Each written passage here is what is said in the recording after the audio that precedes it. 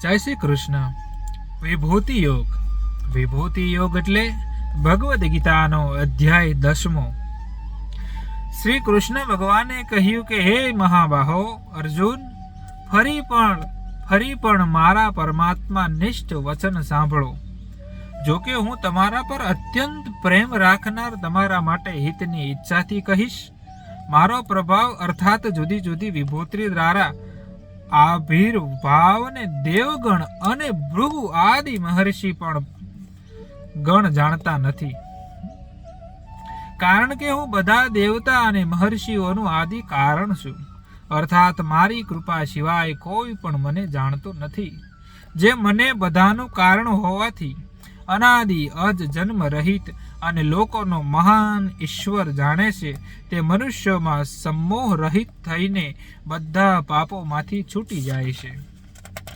સૂક્ષ્મ બુદ્ધિ, તત્વજ્ઞાન, અવ્યાકુળતા, ક્ષમા, સત્ય, બ્રહ્મેન્દ્રિય, સંયમ, મનોનિગ્રહ, સુખ દુઃખ, ઉદ્ભવ પ્રલય, ભય અભય, હિંસા, સમતા, તુષ્ટિ, તપ, દાન, યશ, અપયશ એવા પ્રાણીઓના જાત જાતના ભાવ મારી પ્રેરણાથી જ થાય છે.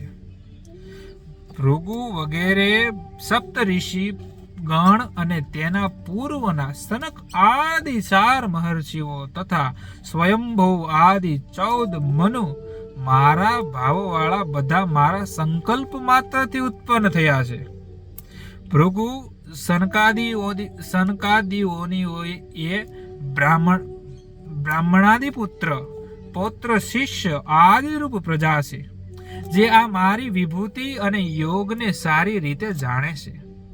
તે નિસંદેહ યોગ મારફત મારામાં રહે છે, તેમાં કોઈ પણ સંશય નથી. હું આખા જગતનું કારણ છું અને આખું જગત મારી જ મારફત પ્રવૃત્તિમાન થાય છે. આ પ્રકાર જાણીને બુદ્ધિમાન ભક્તજનો શ્રદ્ધા અને ભક્તથી મારું પરમેશ્વરનું નિરંતર ભજન કરે છે. હંમેશા મારામાં મન અને ઇન્દ્રિયો પરોવનાર અથવા પ્રાણોની અર્પણ કરનાર, નિરંતર મારી ચર્ચા કરનાર, સંતુષ્ટ થઈને મારામાં રહે છે. આવી રીતે હંમેશા ભજનારને હું બુદ્ધિરૂપી યોગ ઉપાયને આપું છું. જે ઉપાય મળવાથી તેઓ મને પ્રાપ્ત થાય છે. હું તેમના અંતઃકરણમાં રહેલા અજ્ઞાનથી થનાર સંસાર રૂપી અંધકારને પ્રકાશમય તત્વજ્ઞાન રૂપ દીપકની મારફત નષ્ટ કરું છું. અર્જુને કહ્યું કે હે કેશવ, આપ પરબ્રહ્મ, પરમધામ, પરમ પવિત્ર, નિત્ય પુરુષ, દિવ્ય સ્વપ્રકાશ, આદિદેવ, અજ અને વિભુ વ્યાપક છો. આવું ભૃગુ આદિ બધા ઋષિઓ, દેવર્ષિ નારદ, અસિત, દેવલ અને વેદ વ્યાસજી કહે છે, તેને હું સત્ય માનું છું.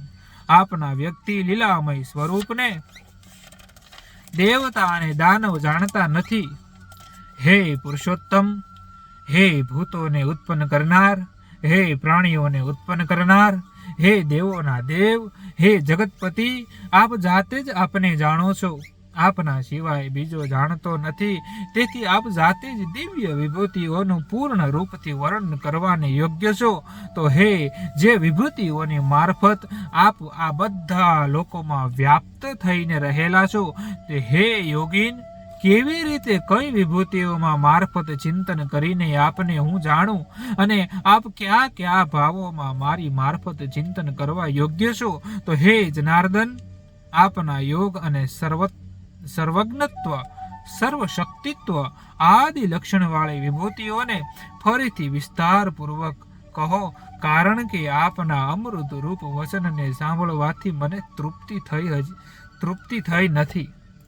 અર્જુન કહે છે કે હે નાથ, હે માધવ, કેશવ, મને તમારી વાત હજી વધારે કરો ને. મારે હજી તમારા વિશે ઘણું બધું જાણવું છે. યશોમાં કુબેર, વસુઓમાં અગ્નિ, રુદ્રોમાં શંકર આદિ હું જ છું. આવું કૃષ્ણ કહે છે, જેમાં તમે જોઈ શકો છો કે યશોમાં કુબેર, વસુઓમાં અગ્નિ, રુદ્રોમાં શંકર બધું ભગવાન કૃષ્ણ છે. આ ફોટા પ્રમાણે દેખાય.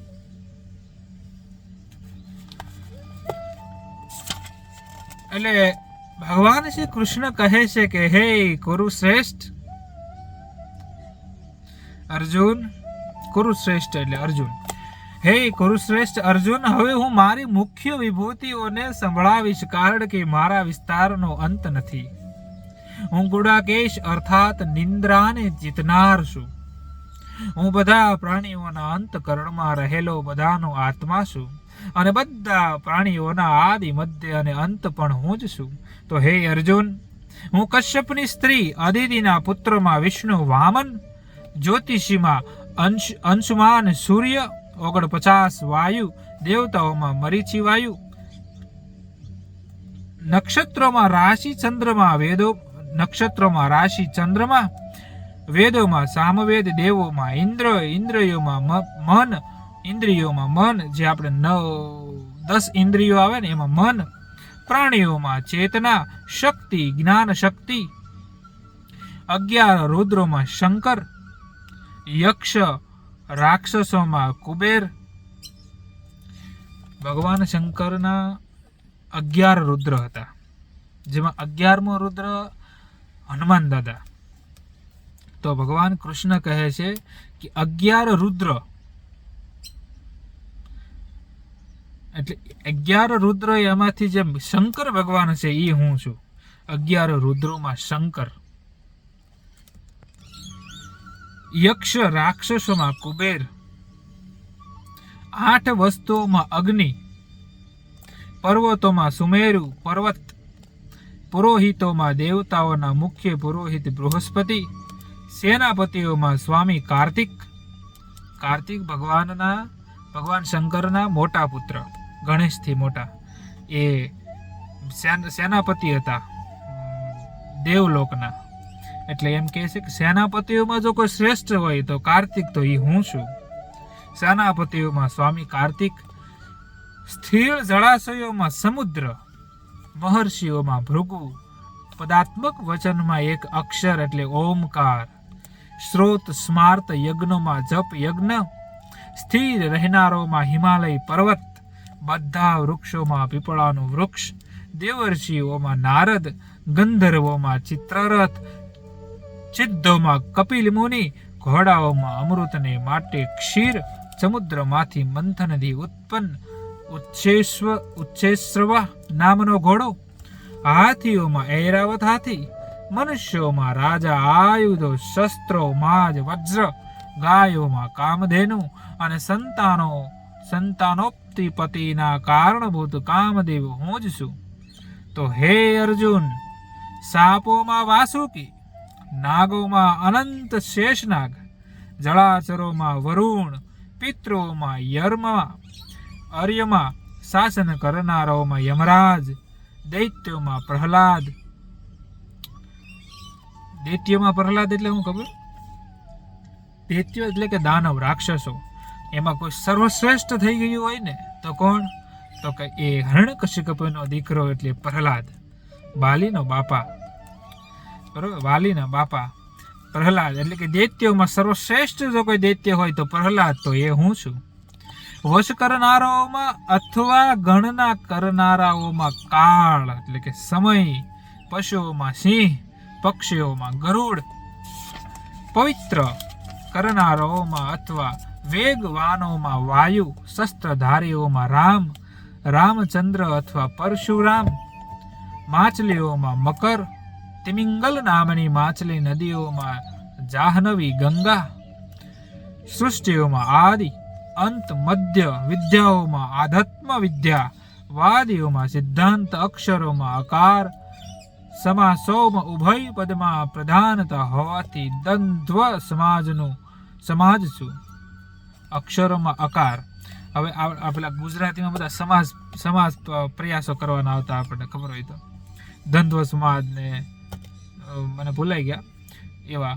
તો એ એમ કહે છે ભગવાન કૃષ્ણ કે સમાસોમાં ઉભય પદમાં પ્રધાનતા હોવાથી દ્વંદ્વ સમાજ છું, અને અક્ષય પ્રવાહરૂપ કાળ છું, તથા કર્મફળના વિધાતાઓમાં વિશ્વેતો મોક્ષ દાતા છું. તો હે અર્જુન, હું બધાનો સંહાર કરતા મૃત્યુ છું, અને આગળ ઉત્પન્ન થનારની ઉત્પત્તિનું કારણ છું. તથા સ્ત્રીઓમાં કીર્તિ, શ્રી વાક સ્મૃતિ, મેઘા, ધ્રુતિ અને ક્ષમાસુ. હે અર્જુન, સામવેદના મંત્રોમાં બૃહસ્તાસામ, છંદોમાં ગાયત્રી છંદ, મહિનાઓમાં માગશર મહિનો અતિ મહત્વનો ગણાય, એટલે મહિનાઓમાં માગશર, ઋતુઓમાં વસંત ઋતુ, કપટ કરનારાઓમાં ધૂત એટલે જુગાર, તેજસ્વીઓમાં તેજ, વિજયકર્તાઓમાં જય, ધંધાદારીઓમાં ઉદ્યોગ, સાત્વિકોમાં સત્વ, વૃષણીમાં વંશીમાં વાસુદેવ અને પાંડવોમાં ધનંજય અર્જુન, વેદાર્થના મનનશીલ મુનિઓમાં વેદવ્યાસ, કવિઓમાં શુક્રાચાર્ય, દમન કરનારાઓમાં દંડ, જીતવાની ઈચ્છા કરનારાઓમાં નીતિ, ગુહોમાં મૌન અને તત્વજ્ઞાનીઓમાં જ્ઞાનસુ. હે અર્જુન, જે બધા પ્રાણીઓનું બીજ ઉત્પત્તિનું કારણ છે તે પણ હું જ છું, કારણ કે સચરાચર પ્રાણીઓમાં એવું કોઈ પણ નથી જે મારાથી રહિત હોય, અર્થાત હું બધામાં છું.